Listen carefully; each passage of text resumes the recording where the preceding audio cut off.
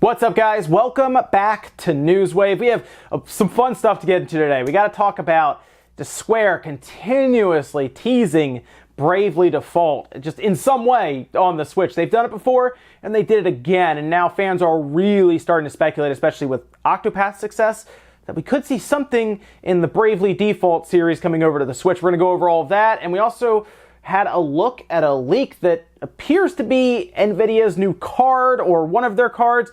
We're going to go over that as well. First, though, let's start with some of the quick news, starting with Square Enix's, well, their Gamescom lineup. And some people might be disappointed by this lineup because it's missing a few key games that I think some people were hoping to look at. Now, I will say that some people were expecting Final Fantasy VII Remake. And those people, I say, don't expect Final Fantasy VII Remake for another couple years. I'd be shocked, honestly, if we see it at next year's E3. That's how far off I really think that game is. And it's a shame because they showed it to us back in 2015, and then we saw more gameplay. Anyway, that's a whole thing that I want to get into. Let's take a look at what they're actually bringing to Gamescom. Of course, they're bringing Dragon Quest XI. That's one that I think a lot of people figured since we're getting very close to its September release date. Final Fantasy XIV Online will be shown off there. Kingdom Hearts 3, again, makes a lot of sense. Just Cause 4, Life is Strange 2, Shadow of the Tomb Raider, with Shadow of the Tomb Raider being a demo for people who go. Kingdom Hearts 3, of course, having a demo, and the Just Cause 4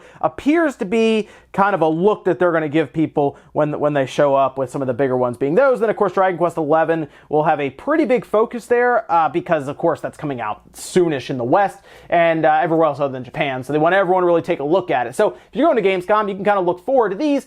But there are some that people are a little concerned about why it's not there. Like the Quiet Man, that was one that I think some people were expecting to see more of in August. Now, we're not at the end of August, which Gamescom technically is basically in the last, last quarter of August at this point. We could still see a Quiet Man, or the Quiet Man before then. And then we also don't really know what's going on with Left Alive. That's another one that's just out there. Again, some people were thinking Final Fantasy VII Remake. That might even be a PS5 game at this point, but at least their Gamescom lineup for people going. You could try out Kingdom Hearts 3, you could try out Tomb Raider, and then a few others, but no real big hitters. It just kind of looks like business as usual for Square. Also, we saw a massive, viewer count set for EVO that took place over the weekend, and that was Dragon Ball FighterZ. This appears to be like the largest concurrent viewing audience on Twitch for EVO, and it was from Dragon Ball FighterZ. Now, throughout the weekend, it appeared that Street Fighter V was getting most of the views over Dragon Ball FighterZ until the final fight took place, and man, Twitch got run over by viewers for Dragon Ball FighterZ as 258,000 concurrent viewers were on Twitch watching the final fight at EVO 2018. And yes, Dragon Ball FighterZ was massive there at the end. It took over Twitch. It actually passed, I couldn't believe it myself, passed Fortnite on Twitch. When that happens, something big is going down there, and it looks like Dragon Ball FighterZ is one of the newer games there. Took over, and that's pretty cool to see because Dragon Ball FighterZ is a lot of fun to watch, so I understand why it was so big, and of course it was the final fight, so a lot of people like to watch the finals anyway, but it helps that Dragon Ball FighterZ is so flashy and kind of easy to watch for people who are just kind of spectating. But hey, pretty cool to see that, and then of course it's showing up for the Switch pretty soon, so I think it's just going to keep going for, EVO at this point for Dragon Ball FighterZ, as it's so popular here. It's going to be a game we're probably going to see there for a while. Also, a little more Gamescom news here. Windjammers will be playable there on the Switch. I told you guys yesterday how excited I am for this thing to come to the Switch, where I think it'll have a more active audience than what's currently on the PS4 and the Vita, which is not very active at all. I'll be picking it up there, obviously, right away and playing it. It's going to be great. Hopefully a physical version. It is going to be playable at Gamescom, so if you're going there, try it out, see how it plays and everything. They also told us it's going to have pretty much all the same features, basically going to be the same exact version pretty much as what we have on the Vita and the PS4. Online rankings, tons of modes, gonna be great. I want to get online and actually play with some people, and I think with the Switch now, getting it later on this year, no word on when, is just sometime this year digitally, they need to get a physical version out because the Vita physical version is cool. I'd get the Switch version as well. But yes, go to Gamescom, swing by .emo's booth here and just try out Windjammers and put out on Twitter how it plays and everything if you're going. I'm honestly curious. With some of the quick news out of the way, guys, let's get into some of the big stuff starting. We're going to jump right into this Bravely Default situation on the Switch. We've already had a tease earlier, I guess this year, late last year, where they showed a character kind of around Christmas time with 2 Joy-Con controllers and a stocking with a Switch and everything, and that got us thinking right away, okay, maybe they are interested in the Bravely Default series, Bravely Default, Bravely Second, maybe being remastered or just in some way put on the Switch. We've seen 3DS games, obviously, with Monster Hunter being the latest example, move up to the Switch, so it's not like it's a new thing. But it kind of went quiet there. Octopath Traveler comes out, absolutely smashes sales charts, hits 1 million units, and then we get an interesting looking picture that talked about the 1 million units. And I was like, oh, that's kind of cool. It's an interesting way to put all the characters and stuff. And then yesterday, they showed us a complete different angle of it, and all the characters were actually casting a shadow that looks to be calling back to Bravely Default. And we actually even had the tweet that they put out translated saying, "We've already announced it, but Octopath Traveler, 1 million units shipped. Thank you. Now, please look forward to the next Square Enix 11 BD games." So this would actually be really cool to see this come over. Now, they, of course, are teasing this heavily right now. They've done this before. They're doing it again now. We didn't need another image, right? They could have put the same image. They didn't even tell us it hit 1 million units again. We already know that. So to me, this picture would have to have some kind of meaning outside of that. And I would like to see them do a remastered version or a little compilation, a $40 compilation or something, and put it out of Bravely Default and Bravely Second in one package for people who missed it. Because the 3DS versions, while they did sell, like the first one topped 1 million units, the second one didn't, I don't think. The last sales numbers we got was back last April 2017. They told us they could cross 700,000 units. And after seeing Octopath Traveler just smash through 1 million units so fast, if I was them, if I was Square, I'd be looking at that and say, that's easy money. We should actually take these 2 games that obviously are very similar, not the same obviously, but they're similar enough to Octopath Traveler to bring over, same style JRPG really, and put it out, and people can experience a game that they probably missed on the 3DS just based on sales numbers alone. And honestly, if they did that, I think it would actually sell fairly well. I think there are people, fans of the series, who have already played it on the 3DS who would probably get it on the Switch, honestly, because you can play it on your TV, and of course, the screen on the Switch is way better than the 3DS screen. The game will probably look a lot better too there, even if it's upscaled. The difference between Monster Hunter Double Cross from there coming to over onto the Switch was pretty large. It looks actually really good compared to what the 3DS version is. So yes, bring the Bravely Default compilation, whatever you want to call it. I don't care, because it's Bravely Default and Bravely Second. Maybe you want to call it something there. Bring it over and let's get this on the Switch. You've teased it enough, I think, and I don't know how much work it would be, but I feel like it's probably less work than what they did with Octopath Traveler by a good margin, to just move those games over. And I would buy it, especially if they did like even a full special edition. That would be really cool. Let me know what you guys think about this one down below for Bravely Default. Maybe you missed it. If you did, let me know down below. Or if you already played them and everything, would you buy it again on the Switch? $40, a compilation, looks better. You can play it on your TV. I'm curious, guys. Let me know. Next up, let's talk a bit about Fallout 76, because they're doing something that I'm not really surprised about, because I think a lot of companies are going to be continuing to do this going forward. And I believe they also did it with Elder Scrolls Online, so it's not completely surprising here. But they're actually skipping Steam with Fallout 76. You might be wondering why. Well, Steam takes 30%. They don't want to give 30% for an IP as well known as Fallout, and they don't really have to. Instead, you're going to have to go to Bethesda.net, download probably a launcher and everything, and play it through there. And they're just completely skipping Steam.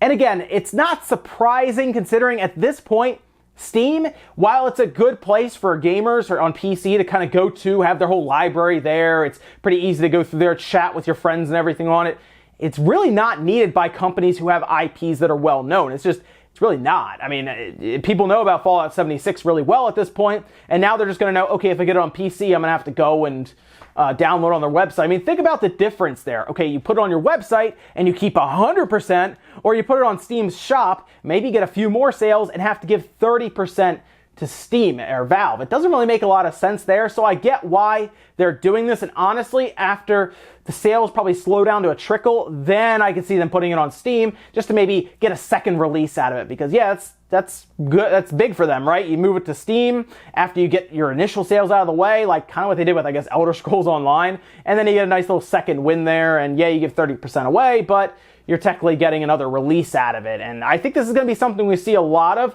because Steam is definitely more so for smaller games at this point to put their stuff out and get well known and then give them 30%. You already have to do that with Nintendo, Sony, and Microsoft, but you have to go through them for that. Whereas with the PC, it's open, so why wouldn't you? We saw what Epic did with Fortnite now, where they're skipping the Google Play Store. That's because Android's open. So yeah, of course they're going to do that. We also found out that Fallout 76's beta that's going to take place is actually apparently going to be the full game when you download it, which might be interesting to see people who data mine and try to unlock it, as we've seen that before with full demos come out and people just unlock the full game. We've seen it a couple times now. So while that's an online game, so that it might be harder, I want to see if they do this. But apparently your data will carry over to the full game from the beta. And that, of course, is happening sometime in October. Waiting for a full date. Even their FAQ, or frequently asked questions listing, doesn't even have the full date yet. Next up, let's talk about this Nvidia, these new video cards, I guess, or video card from Nvidia. Now, we started speculation initially when they announced that they're going to have an event like a day before Gamescom on August 20th, where they were probably going to announce a new video card there. At least that's what a lot of us are expecting with the 10 series. They've been around for a little while. We're expecting a new upgrade to them, or at least to probably the big one. And AMD is not exactly pushing Nvidia heavily right now. Nvidia is being very comfortable, and that's an issue for us, the consumer. I'd like AMD to show up and really push Nvidia, but it's not really reality right this minute. But I can see Nvidia at least coming out with a new 1080 or 1180 or 2080, and we actually see at least a screen, or just a screen grab that was leaked, a picture that was leaked that appears to show a new video card that is, I guess, possibly being announced later on this month. You're seeing the image here, and this appears to be from the Maxon, and they actually are a Chinese board partner of Nvidia, and this is, according to a lot of people online who are speculating, appears to be their next video card, whether it's an 1180 or a 2080. We're not really sure about the naming. Of course, the triple fan setup there kind of points to the higher end video card,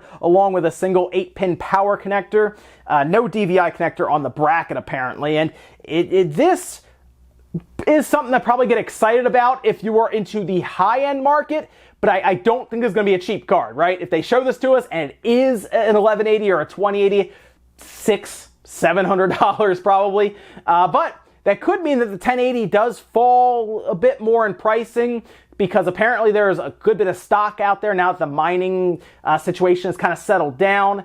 And of course, these new cards, or a new card gets announced, you could see the 1080, which is still a very, very capable card, get maybe a bit of a price drop. It's a little easier to get. People are getting rid of their used ones to then get the new one. So that's one good thing to look for, is we went from a time where video cards were immensely expensive and not worth getting, and we could see the 1080 drop heavily to, like, if you look on like Craigslist and stuff and you're comfortable with that, half off maybe. It could be really cool to see that. But we'll see. I hope a new video card's coming. And one, it'll change the pricing of the 1080. And two, if you're a big fan of getting the latest and greatest video card, hey, you can look forward. August 20th is when I'd really keep an eye out for it, because that should be when Nvidia has their event ahead of Gamescom, when they'll probably talk about it even more. And we'll see what they have. And finally, in our last bit of news, let's talk about the European sales charts. Now, these sales charts are interesting. I don't go over them all the time, only because they don't give us actual numbers. It's similar to MPDs, but the MPDs paint a picture of an entire month, and it's interesting to see where things place in the US.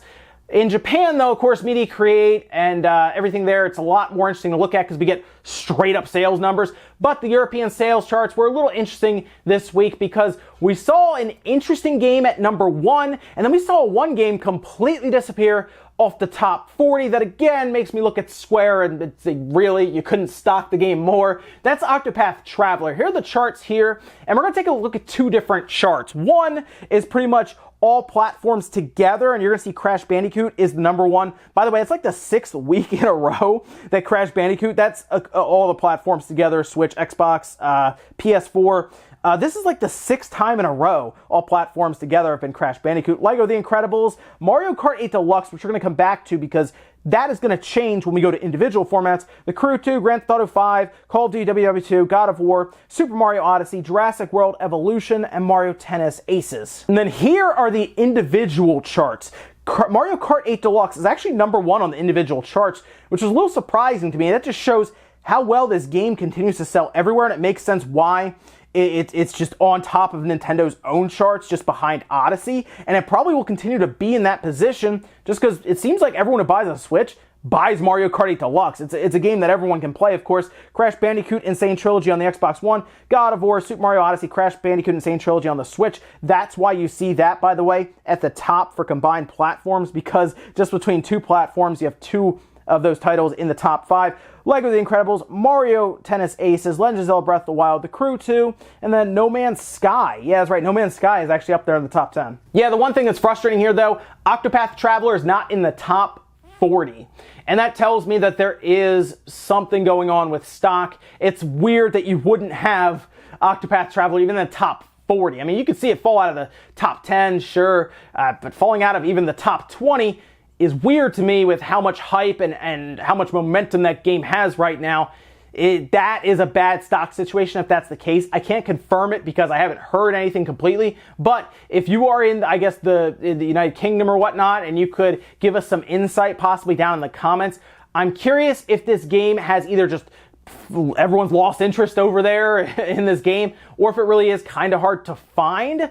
I'm very curious, so let me know if you're in the area down below if it really is hard to find over in the UK. Then guys, that's where I'm going to leave Newswave today. Thank you so much for tuning in. 8 a.m. Eastern Time. We do this every single weekday morning. Have a lot of fun taking a look at all the video game news that took place the day before. Great way to get caught up. Make sure you like the video if you liked it, guys. Dislike it if not. Let me know what you thought about everything we talked about today. Bravely Default on the Switch, possibly Nvidia's new video card. Do you think that those images are correct? And do you think they're going to drop seriously a big 2080 or 1180 on us for $700? Let me know, guys, down below. Thank you so much for watching, and I'll see you guys next time.